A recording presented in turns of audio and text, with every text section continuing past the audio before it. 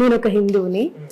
ఇప్పుడు రామాయణం కానివ్వండి, మామూలు రామాయణం వాల్మీకి రాసిండు, దాన్ని బేస్ చేసుకొని ఇంకా కొంతమంది కవులు రామాయణాన్ని రచించిళ్ళు. ఒక్కొక్క రామాయణం ఒక్కో విధంగా ఉంటుంది మనం కంపేర్ చేసుకుంటే. ఉదాహరణకి ఇప్పుడు వాల్మీకి రామాయణంలో లక్ష్మణుడు రేఖ గీయలేదు, నిజంగా లక్ష్మణ రేఖ అనేది లేదు. వేరే రామాయణ గ్రంథాల్లో లక్ష్మణ రేఖ అనేది ఉంది. బట్ మనందరికీ తెలిసిన విషయం ఏంటంటే నిజంగానే ఆ రోజు రావణుడు సీతను ఎత్తుకెళ్ళడానికి వచ్చినప్పుడు లక్ష్మణుడు రేఖ గీసింది అనేది మాత్రం అది అందరికీ తెలుసు మ్యాక్సిమం. కానీ ఇప్పుడు వాల్మీకి రామాయణంలో లేదు. సో ఈ విధంగా అంటే ఒక్కొక్క గ్రంథాన్ని ఇంకా కొంతమంది కవులు రచయించారు అనమాట.